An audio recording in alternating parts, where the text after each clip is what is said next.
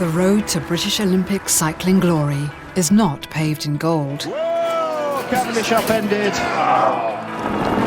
It is strewn with rocks. Another Sunday in hell. Setbacks. I've crashed before. I'll crash again, you know. And pain. There's no easy days in cycling anymore. It's always a battle against myself. It's about highs and lows. Shit. Damaged skin, ripped muscles, and dented dreams. Led by ambitious mastermind Dave Brailsford. I hate losing. Oh. In 2012, these British riders achieved a cycling first, winning the Tour de France and, just days later, Olympic gold. In British cycling's most amazing year, this is the inside story of their road of tragedy, survival, and triumph.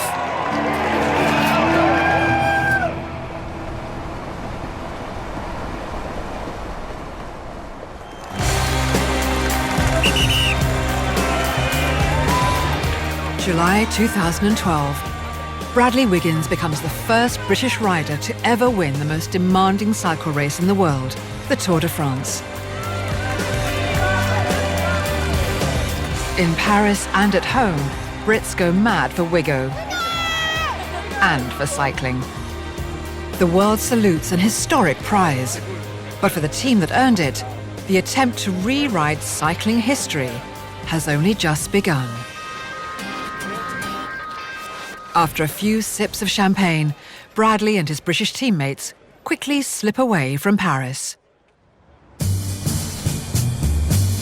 They head for Britain. The greatest show on earth, the Olympics, is in just 6 days' time.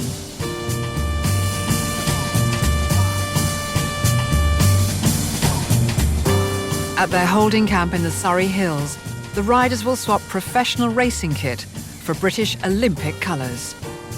The same man who led Team Sky to success in Paris is also the performance director of British cycling. It's a huge combined job, and one many thought impossible for one man to do successfully. To build a professional team, I can still do the performance director's job. Many people thought I couldn't. I didn't like that at all. And I think that spurred me on even more. You want to prove your doubters wrong. Some people thought there might be a problem Dave Brailsford running both the Olympic programme and the Sky programme. It was very ambitious, but then again, Dave Brailsford is a very ambitious guy. He only aims for the top. Dave took on this double challenge after Beijing 2008, when his Team GB riders first sparked cycling fever with an unprecedented 8-medal gold rush. Two of his current professional team, Bradley Wiggins and Geraint Thomas, won gold here in the team pursuit. In 2012, the pressure is on to match or better these results. The first test will be the road race. It's an event in which Team GB's cycling maestro can exploit the talents of sprinting superstar Mark Cavendish. With 48 hours to go, the team face the press. It's a dream team. 4 guys who won stage at Tour de France and the British champion. All guys are incredibly motivated, all guys are incredibly patriotic, all guys are completely loyal to each other. He's constantly saying what a fantastic team he's got around him. It's motivating us, I think, you know, and so in our minds there's no doubt. He's a born winner. You know, he thrives on a big stage, and you know, who better to be stepping up than Mark. Dave, Mark's obviously plan A. There is no plan B, is there? He's plan A and the rest of the alphabet. You know, we're going to try and win with Mark, simple as that. I don't think there's any. If we don't win with Mark, we're not winning. 24 hours later, watched by an audience of billions around the world, the man who's rapidly becoming a household name, Bradley Wiggins, is honoured with ringing in London 2012. Tomorrow he'll be riding for Mark. Expectations for British triumph and the first gold of the Games are sky high.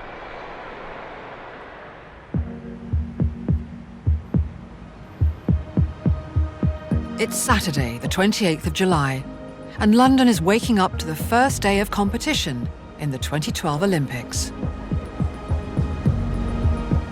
The largest crowd ever gathered for a cycle race in Britain begins to assemble along the 250-kilometre route.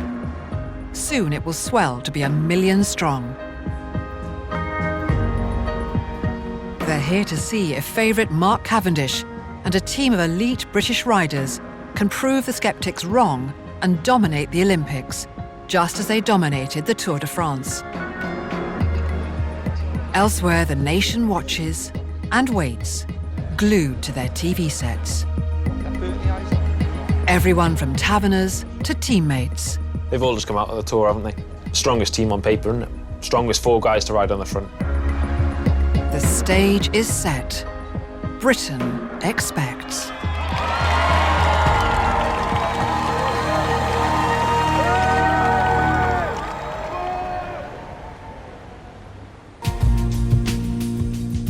This year's Road to Glory began 7 months ago and 1,000 miles away.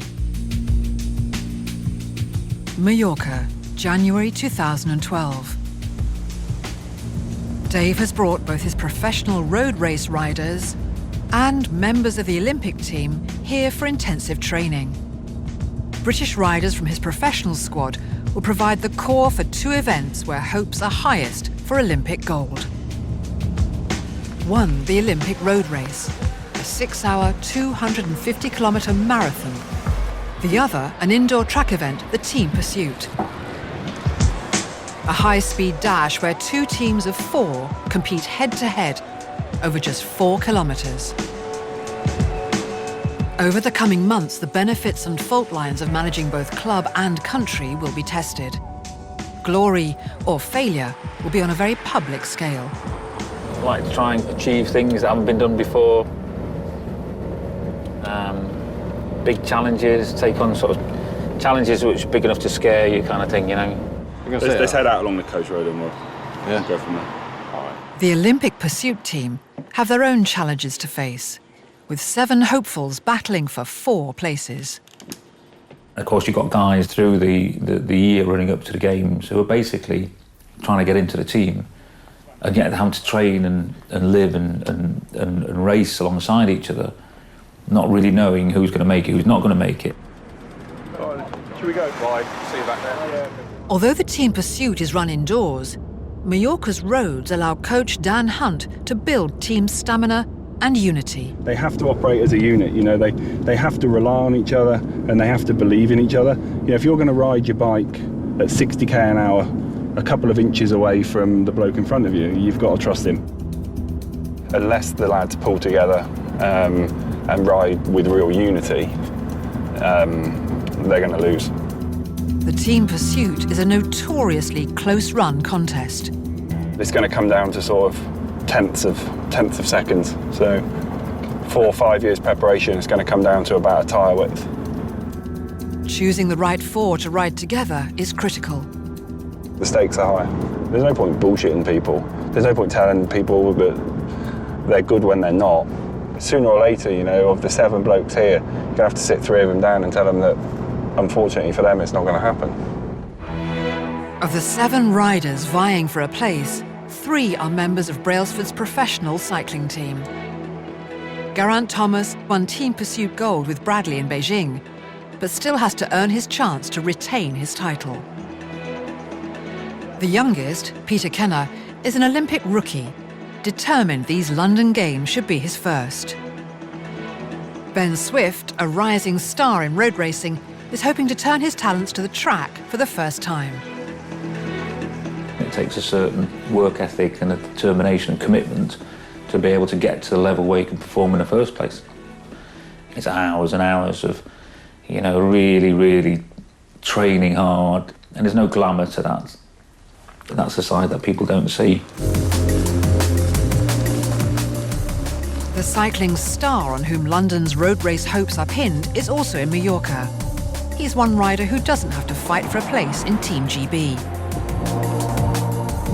The fastest man on 2 wheels, Mark Cavendish has represented his country since 2005. Every time I put on that jersey, it represents the flag I was born under. You know, I get an immense sense of pride that nothing else feels like that. Despite huge success elsewhere, at the Beijing Olympics in 2008, Mark was the only British track cyclist not to win a medal. He's set his heart on success on home soil. To bring a medal home to your country, to do that in London, in front of a home crowd, as a British athlete, it's a massive thing. Box Hill, this steep Surrey incline on the road race route, will be a key battleground for the Olympic glory that means so much to Mark.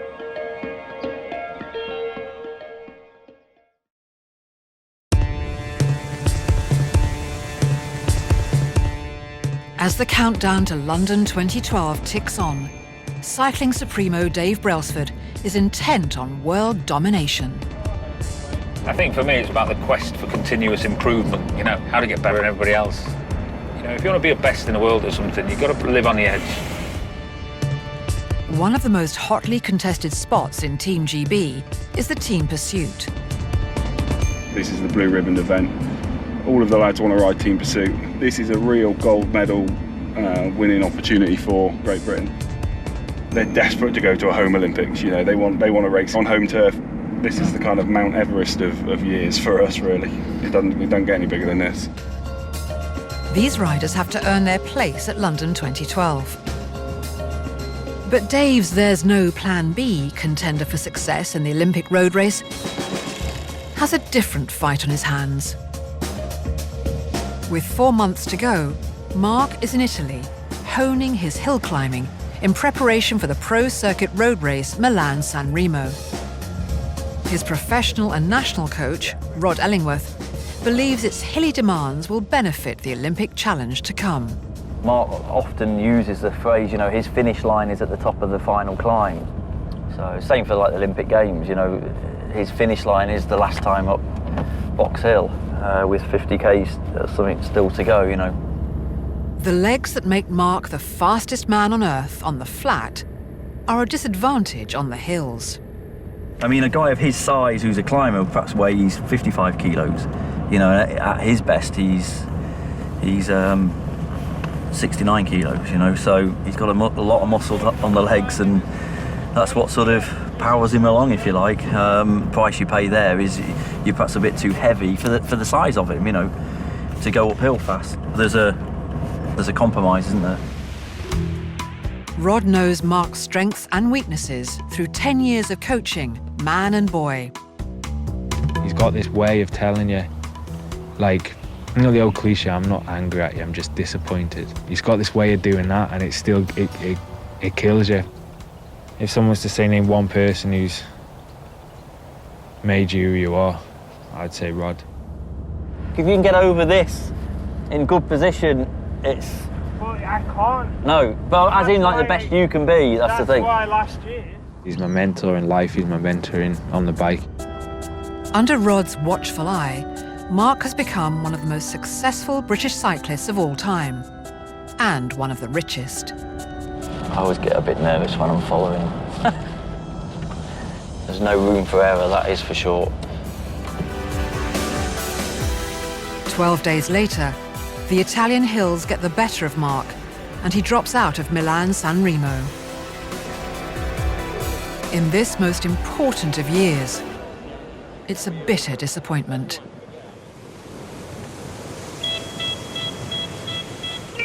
Three months remain before Brailsford's boys take to the London stage. Mark is with Bradley Wiggins in Switzerland for the Tour of Romandy.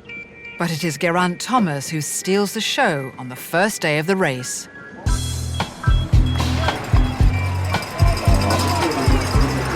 Voilà, Geraint Thomas qui se baisse. Le patron du Tour. He's a massive talent, always has been, massive talent. When he fixes himself onto a goal, he's very, very determined, very, very determined. In Beijing 2008, Geraint was one of the GB riders who set the world alight with gold in the team pursuit. Since then, a burgeoning career on the professional road race circuit has had to be balanced with ambitions to retain his Olympic title on the track. The home Olympics for me was what this year was all about, and definitely being part of Sky helps my chances for the games. It's just given me the freedom to have the best sort of road race programme up until the games. If I'd gone to another team, for sure I would have got, tugged left and right and gone to this race and that race and not had the ideal programme. Having a foot in both camps, one in British cycling and the Olympic ambition and Team Sky's ambition, it was very easy for me to sit down with the guy and say, right, what's the goal? What are we going to try and achieve? Let's work from crossing the line with your hands in the air and winning the gold medal, and you work back to try and create this ideal, this absolutely perfect programme to go and win the games. Also hoping to benefit from Dave's dual stewardship of club and country is Geraint's pro teammate, Ben Swift. He's remarkable, he's such a positive guy. His desire to compete, and he's got a fighting spirit. Ben set his heart on a place in the team pursuit in 2012. To represent Great Britain in your home Olympics, I don't think you can quite understand it until you'll be there. Ben's cycling ambitions were laid out early. Started out when I was very young. I always wanted to be on my bike and just loved it, really. I did my first race when I was 3.5, I think. Then did my first ride on the track, and it was just a bit of a whirlwind, really. Just loved it and just wanted to do more and more. At 23, Peter Kenner is the youngest of the 3 riders vying for a place in the team pursuit. He's a classy bike rider, Pete. I'm sure he's got a great future in front of him. He has never competed in the Olympics, but a childhood spent cycling the challenging roads on the Isle of Man has made him a real contender. Started when I was about 9. I was just saying the other day actually to someone how exciting it was when we used to train over here when we were like 12 or 13, discovering all the different roads. It was BMX, wasn't it? BMX when he was 5. Then mountain biking. He went away to the national championship, didn't he? And then we got a phone call after the race. I got second by the width of a tyre, and if you'd have been here, I would have won. Oh, you felt dreadful. You felt guilty, didn't you? Since London won the Games in 2005, Pete has dreamed of being part of Team GB. When Pete was on the talent team when he was probably 14, they had a meeting and one of the guys said, if you want to go to the Olympics, then the first thing you'll do is go away and get a book and write down your aims, and this is what he did. That's how Peter's far. road to the Olympics 2012. All 3 riders are training hard to be part of the team pursuit in London. 2 will be selected, but one rider's lifelong dream is about to disappear. Their coach, Dan Hunt, knows that to deliver Dave Brailsford's ambitious targets, he has to be ruthless. It's a bit like telling somebody that everything they've worked for in their life is just finished, and it's not something that I think anybody enjoys, but it is a necessary evil of sharpening the spear, as it were, of creating the best team. Sooner or later you have to kind of whittle it down to the final few. All the training is the hard part where you're sort of trying to prove yourself. It's a shame that some people have to miss out, but when you've got people pushing you for your position, you always find that little bit extra. The London Games have been their raison d'etre for 7 long years. I remember sitting in a hotel on the junior squad when it got announced that it was going to be in London, and ever since then I was kind of hoping to be there. It's been such a long journey now, and we've been talking about it forever, and we're so close now. We're just itching to get on the boards and show what we got. For Geraint and Pete, that chance will come. They have made the grade and will be going to London, but Ben's dream has come to an end. Disappointing, obviously, but it was always going to be hard. To be in contention for going for the London Olympics, I think that was what perhaps made it a little bit harder, because I was so close to getting selected. You can pretty much throw a blanket over all of these guys, and any combination could get up and ride fast, but he's worked really hard. He missed out on selection by the narrowest of margins. Ben lost out by just 0.2 seconds in a qualifying round. He contributed massively to the whole project for months and months and months. So he put all that work in and it didn't work out for him. It was a massive shame because he's been through that whole process of all those guys and made exactly the same sacrifices. He's always going to be part of the team no matter where we are or what races we're doing.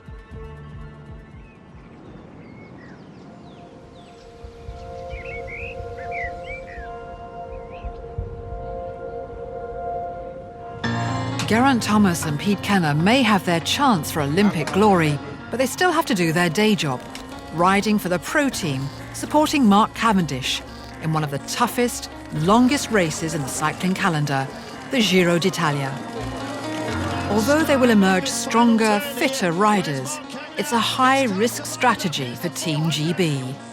Road racing is unpredictable, hostile and dangerous. Goss, is that the sensible? Oh, it's gone down! Oh, Goss has taken it down! He's gone! Goss is out of this one, it's for everyone else! That's your last little turn! Oh, we got a man down!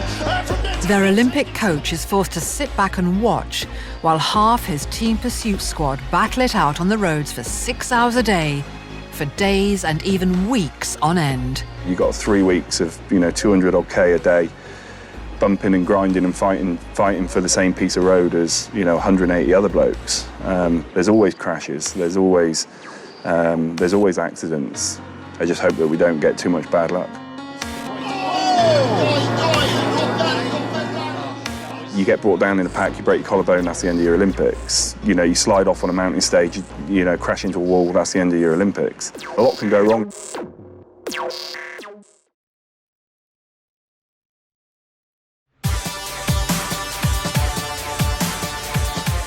June 2012. At Dave Brailsford's Nerve Centre in Manchester, Olympic coach Dan Hunt can breathe a sigh of relief.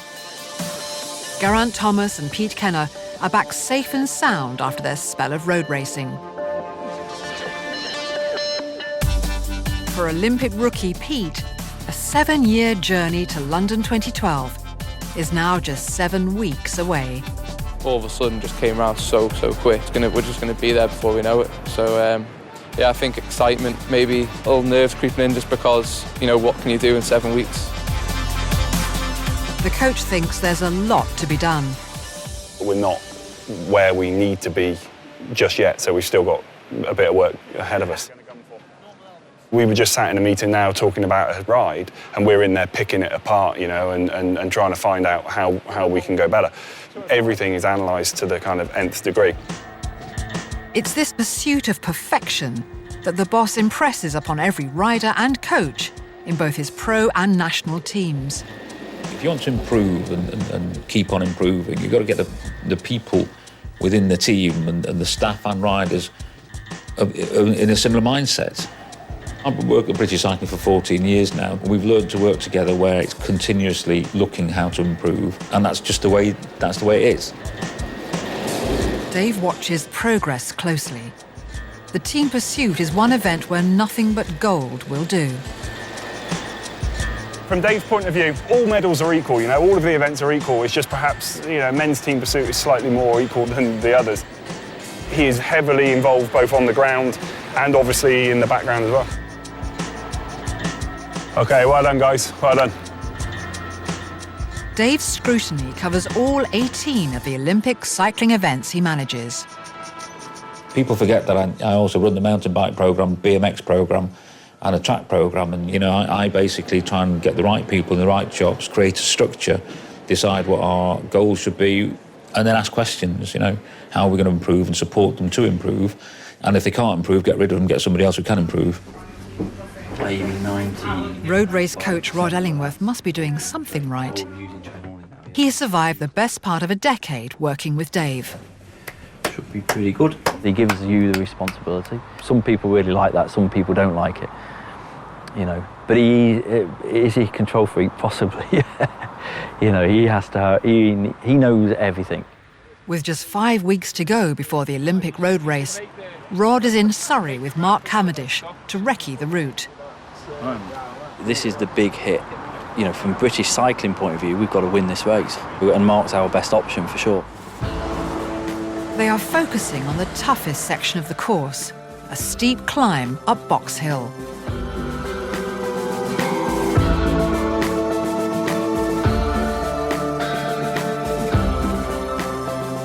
But all's not well with Mark. You feel shit? How are you feeling now? Any better? You know, when you set out as when you feel a bit shit, like you seem to be riding quite hard as well at the beginning. He's nervous. This is a hell of a challenge for him. You know, it's not going to be easy. Mallorca. But this is no holiday. The Team Pursuit squad are here again for some serious work.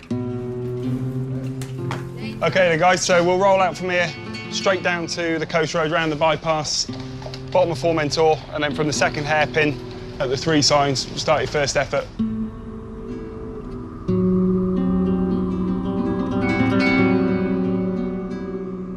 Go on, let's make it count. 100% every time. This specific session's geared around the tolerance of lactic acid in the muscles, being able to pedal and being able to keep going despite increasing fatigue. And that's no different to the last 2 laps of a team pursuit. You're working at your 100% at maximum, but you have to just keep going. Well done, mate.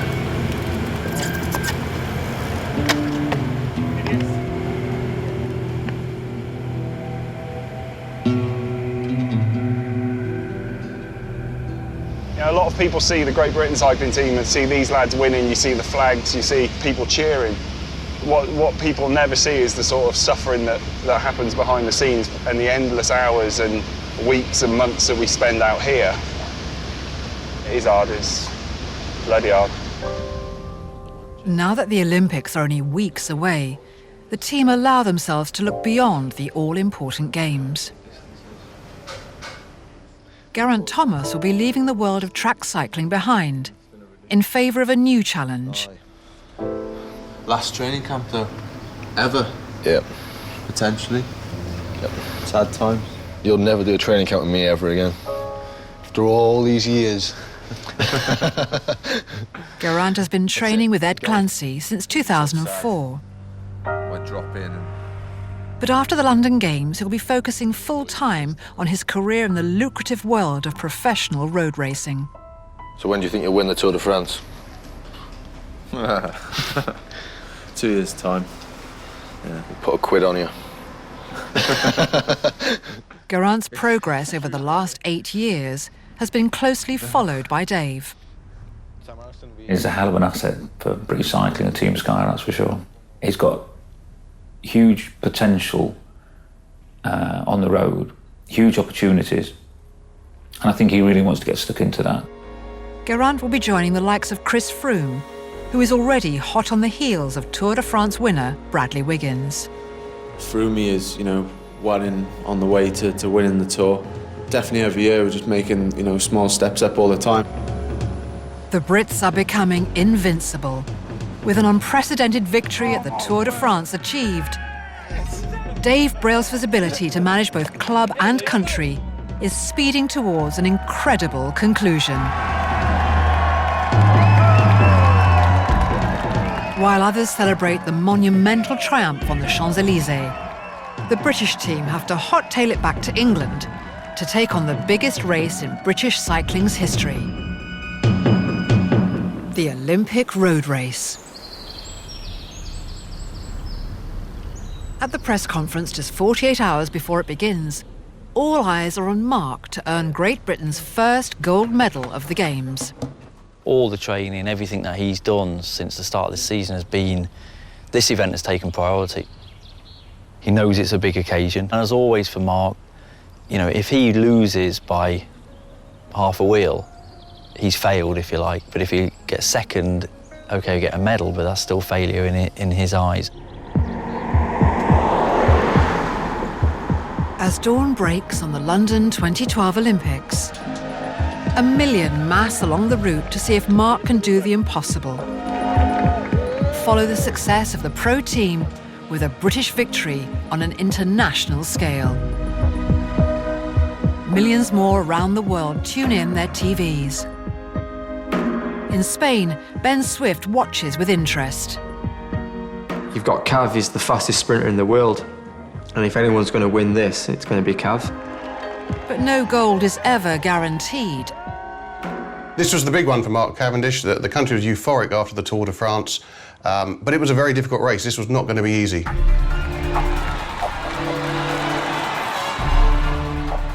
The team riding for Queen and country appear more than up to the challenge.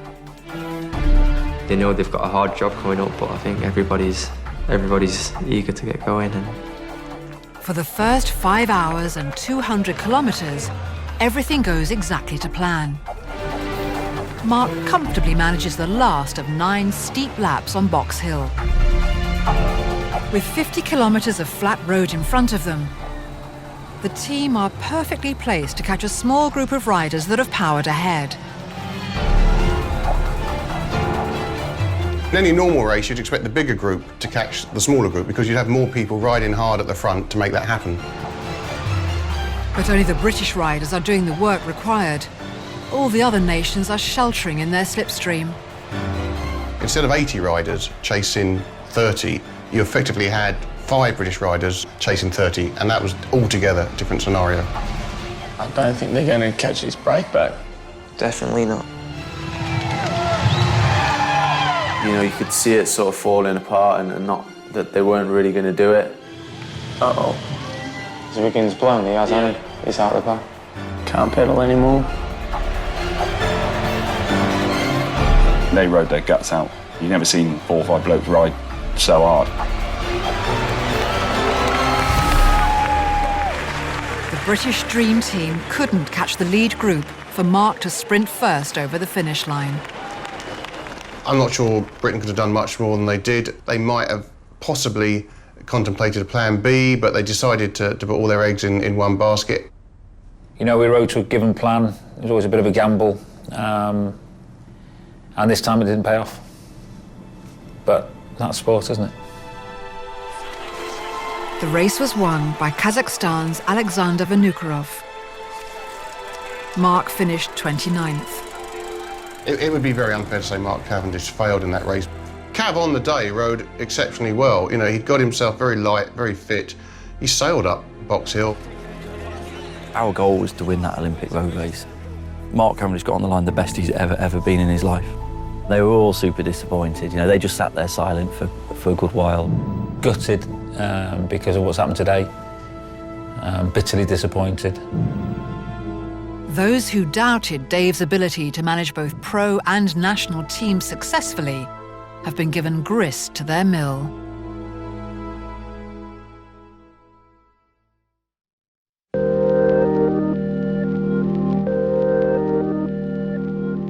Despite great expectations, world champion Mark Cavendish has been denied a medal in the Olympic road race.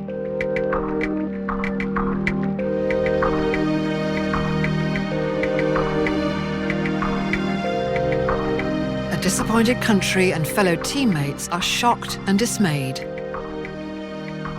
This isn't how it was supposed to be.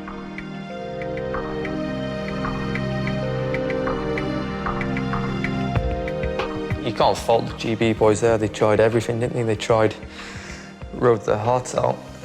But it's just a shame that the breakaway was so strong, you know?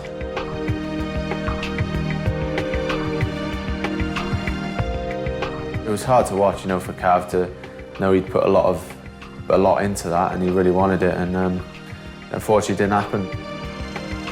Years of preparation, and I know it's all that's been on Cav's mind this year, and it's just a shame, you know. It was a disappointing start for Dave Brailsford in a race that a lot of people thought they were going to win. It just showed straight away that there were going to be no easy medals at the London Olympics. The next day, Lizzie Armistead battles torrential rain in the women's road race to restore national pride with Britain's first medal of the Games. For cycling gold, the country must wait for Bradley Wiggins' time trial 3 days away. In Manchester, Geraint Thomas's last preparations for the Olympic team pursuit mark the end of 8 years on the track. After the Games, he will focus on the professional road race. Bit of an end of an era, really. Just final day of training in Manchester, really, before we sort of get all the Team GB kit on and you know, start to get a bit nervous and, yeah, excited. He came in as a young lad, 18. Since then, he's become world champion, Olympic champion, world champion again. He's a fantastic bike rider. And this place helped build and shape his career, so I'm sure that he'll feel a certain twinge of emotion or nostalgia as he walks out of here for the last time.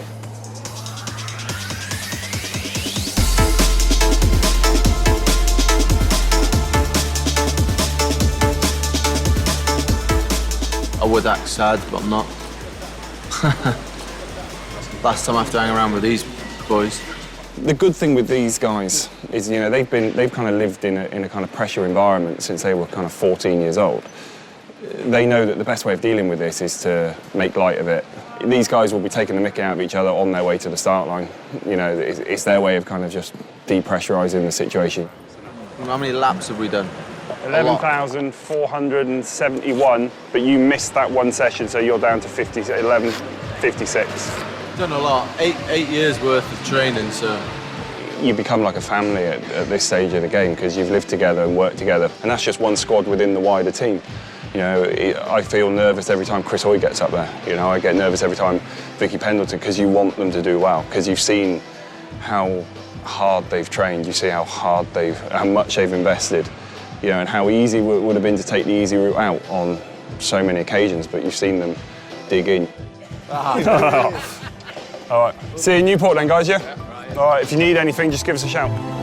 The pursuit team will next meet at their Olympic holding camp. As the Games play on, there are huge expectations for the next great hope for gold on the road. No Brit has ever won the Olympic time trial, but then no Brit had ever won the Tour de France. Just 4 days after giving all he had to support Mark Cavendish, Bradley steps up. The time trial is his speciality. 10 days after his historic win in Paris, Bradley counters Dave's critics, claiming his 4th Olympic gold. For Bradley to win the Tour, then step up and win the time trial at a home Olympic Games, that's just incredible, incredible. Bradley rides into the record books, overtaking Sir Stephen Redgrave to become one of Britain's most successful Olympians of all time. When I was a kid, I mean, I dreamed of doing it. It's what I wanted to do, but I never imagined that it would become a reality. The Olympics is so special to come here every 4 years and be able to wear the British tracksuit. I mean, I just love it. Bradley's place in history is secure. His triumph rocket fuel to those still to compete. When Bradley won the time trial, it's just like we just took a lot of inspiration from that, and we just wanted to get out there and show everyone what we could do as well. Brad winning gold was just phenomenal. But there's that, well, if he can do it, we can do it.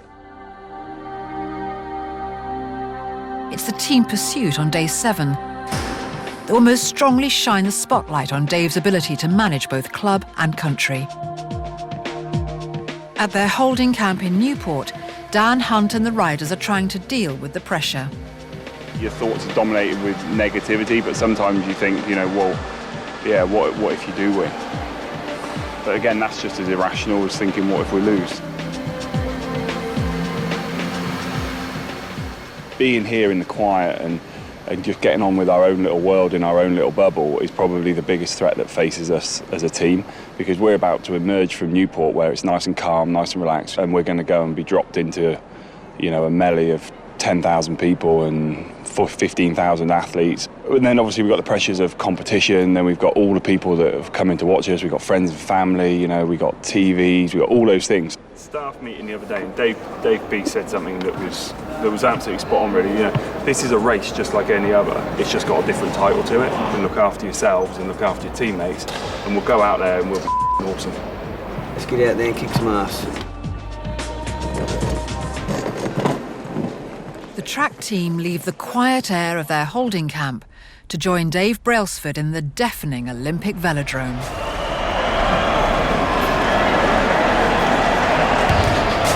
The atmosphere inside the velodrome in London was unlike anything that any of us, and I think any of the teams, to be honest, had ever experienced. It was electric. The noise was incredible. You knew that this is a unique experience. It's never going to happen again. The atmosphere in the stadium, you know, all that buzz, you're just like rock stars for a couple of minutes, really. It was just crazy, yeah. You just sort of get a general feeling around the place like you're actually never going to lose.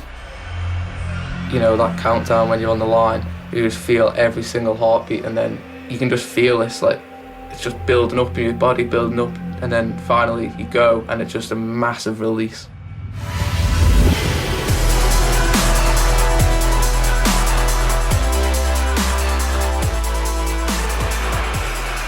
In front of a packed velodrome, Geraint and Pete and their teammates smash their own team pursuit world record to win gold. It was an incredible feeling to cross that line first and have that whole stadium just on their feet, just going mental. It's crazy.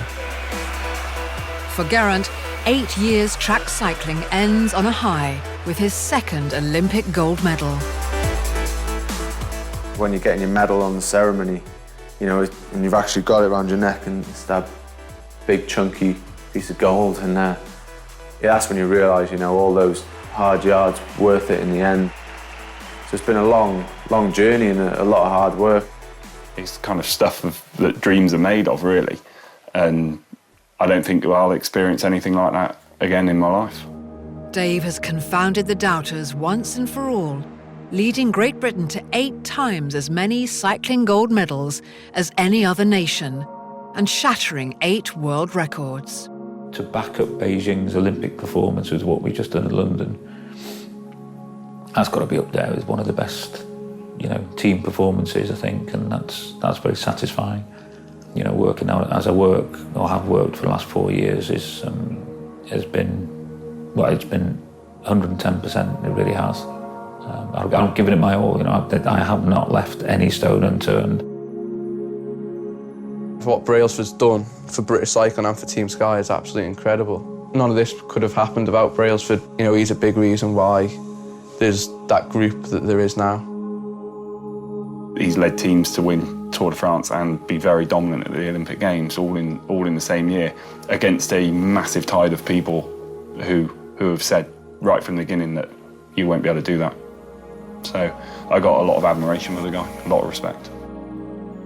Did he succeed? He succeeded gloriously. He got 8 gold medals. He got first and second in the Tour de France, 2 years ahead of time. The most glorious season in British cycling history. It was a triumph, nothing less.